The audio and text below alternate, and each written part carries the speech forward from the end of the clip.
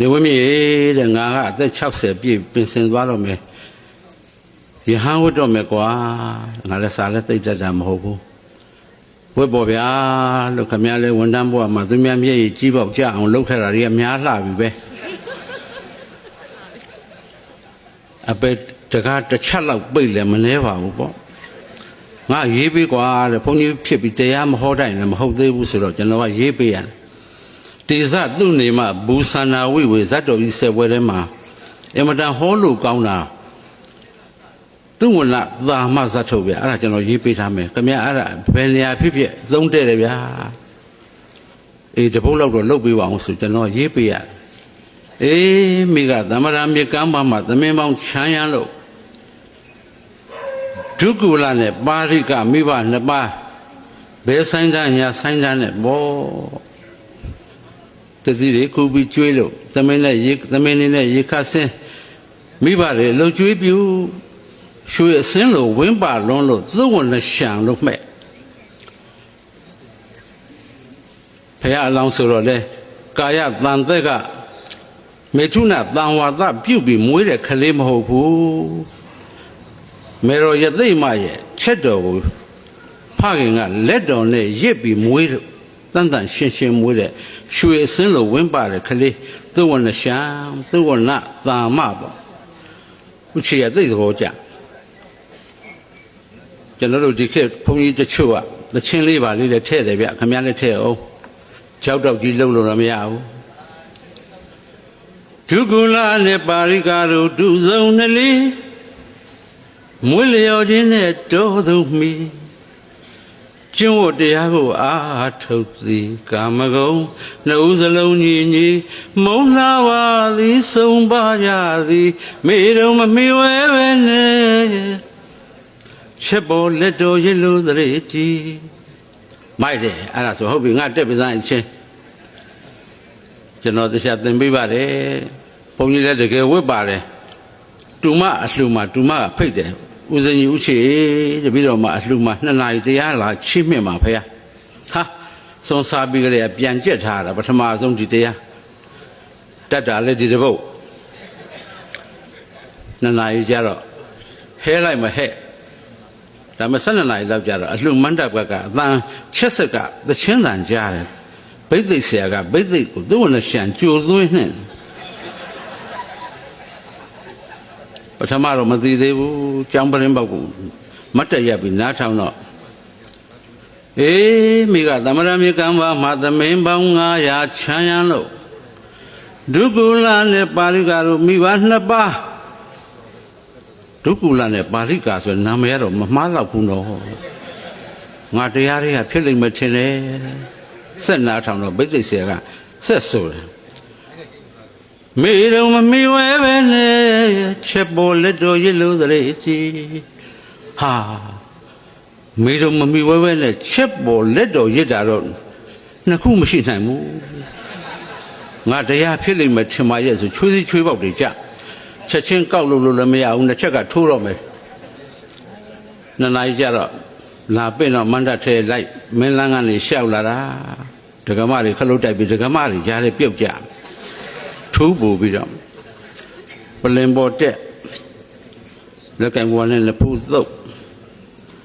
အနာရင်ပူရနဲ့တောက်တော်ကြီးမှတ်ပြီးအနာရှိတဲ့ခွက်တောက်လိုက်တာရေစက်ခွက်ဖြစ်နေကျွန်တော်လည်းအခုအဲ့ဒီပုတ်နဲ့လှုပ်ရှားမလို့လာလိုက်တာရှေ့ပုဂ္ဂိုလ်များဟောသွားတာကုန်ပါပြီသို့တော်လည်းပဲစာရေးဆရာကြီးဆိုတော့လေခရမ်းကျင်သည့်သက်တာလောက်နဲ့လူ3ယောက်လောက်ရှိရင်ဟောတာကျွန်တော်တို့ကအဲ့တော့တချို့ကလည်းစာရေးဆရာကြီးပြောတယ်မင်းတို့ကကွာကြာတော့လည်းဘိသိက်ဆရာကြီးဖြစ်နေပါပြီတဲ့တယောက်ကပြောတယ်ဘိသိက်ဆရာမပေါမောင်ရပို့ဆိုးပါတယ်တဲ့ဘာလို့လဲဟာစင်ပေါ်တက်ပြောက်တော့တွေပြောတာပြောက်တော့ဆရာကြီးပါတဲ့ပို့ဆိုးတာပေါ့မောင်ရတဲ့ဘာလို့လဲဟာပေးတဲ့လက်ဆောင်တွေအိတ်ထဲထိုးသွတ်ပြီးထည့်သွားတာပြုတ်သွတ်ဆရာကြီးတဲ့ဟုတ်လဲဟုတ်တယ်အလှလဲဟောရမင်္ဂလာဆောင်လဲဟောရခလေးကင်မွန်းတက်လဲဟောရကျောင်းတိုက်ကြီးများမှာကျင်းပါတယ်နှစ်ပတ်လဲ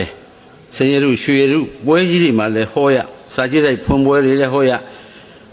အလှပြင်ဆိုင်လည်းဖွင့်တဲ့အခါသွားဟောရအနှိတ်ခမ်းလည်းသွားဟောရဘယ်လိုဟောမှမသိဘူးမနေ့တနေ့တယောက်ကလာတယ်ဆရာတဲ့ဟောပေးစမ်းမအောင်နဲ့ဆရာဖေမြင့်လည်းဖိတ်ချင်တယ်ဟာပြောဘာလို့တော့မယုံသိစကားကျွန်တော်ဇနီးကိုဝင်ရပြီဆရာရဲ့အေးရမွေးပါစေဦးကွာမွေးတော့မှကင်မွန်းတက်လေးပဲလုတ်ပါအောင်မင်းသေချာလုတ်လားသေချာလဲဆရာရဲ့အချက်ဆာရွက်လေးထုတ်ပြတယ်ဟုတ်တယ် positive တဲ့အဲ့လို positive ဟောပြောပွဲများလဲလိုက်ဟောနေရပါလေနော်စုံပါပဲတောင်ပေါ်တက်လိုက်တောင်အောက်ဆင်းလိုက်လှဲနဲ့သွားလိုက်လှေနဲ့သွားလိုက်လေမြန်နဲ့သွားလိုက်လေမြန်နဲ့သွားတာကြောက်ဆုံးမယ်ကျွန်တော်ကစဉ်းစားကြည့်ကျွန်တော်တို့တိုင်းပြည်မှာလေမြန်နဲ့မော်တော်ဆိုင်ကယ်နဲ့ဝင်တိုက်တယ်တဲ့ကြောက်เสียနော်ဘယ်မှမရှိဘူးကပ္ပအံ့ဖွယ်အဲ့ဒါခုနလေစင်းကန်လေးတော့အောင့်ငုံကြည့်တယ်ဆိုင်ကယ်များတွေ့ရမလားပေါ့နော်တော်တော်လည်းကြောက်เสียကောင်းပါခင်ဗျာနော်သွားရတာလေဧည့်သည်အမတန်ဦးစားပေးပါလေမြန်မာများဖြစ်တဲ့အတွက်မြန်မာစိတ်နဲ့ပေါ့ဧည့်သည်ကိုအမတန်ဦးစားပေးတယ်အကောင်းဆုံးထားတယ်အကောင်းဆုံးကျွေးတယ်အကောင်းဆုံးပြန်ပို့တယ်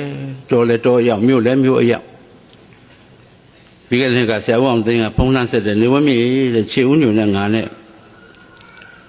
မန္တလေးမင်းဝင်ခေါ်ပြီးတော့ငါအိမ်ဝင်ထွက်နေတဲ့ဦးစင်းလေးကြောင်ဟောရမယ်ကွာတဲ့မင်းကုသိုလ်ယူပါကွာဦးစင်းလေးကတော့မင်းဘာမှကြောနိုင်မှပေးနိုင်မှမဟုတ်ဘူးဩဆရာတို့မှလာတယ်ဆိုရင်ကျွန်တော်လိုက်မှာပေါ့ဆရာကဘာနဲ့လာမလဲဆိုတော့ငါ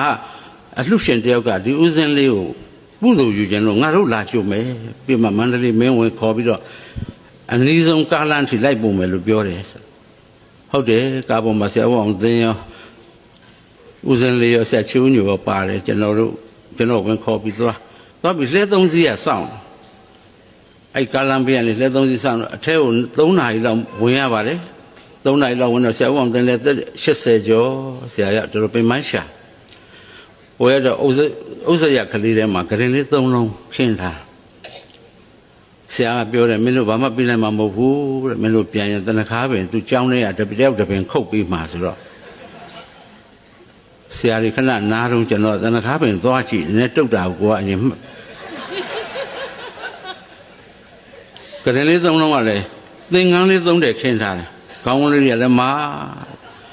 အဲ့ခါကငပြောစီတစ်ဖိနဲ့တောက်ရီအိုးတစ်လုံးပဲရေစံဘူးပဲရှိလိမ့်မယ်အဲ့ဒါနဲ့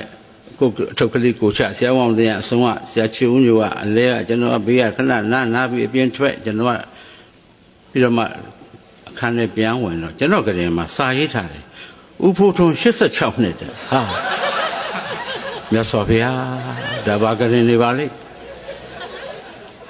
အပါလေးကိုကလေးဆွဲပြီးကျွန်တော်အပြင်ဘက်ကကုတ်ပြစ်ကိုသွားချဆရာချီဦးညိုက7 မိနစ်လောက်ကြာနိုးလာပြီးတော့ secret ထွက်သွားဟာဘုန်းကြီးလာပါဟာအထဲကို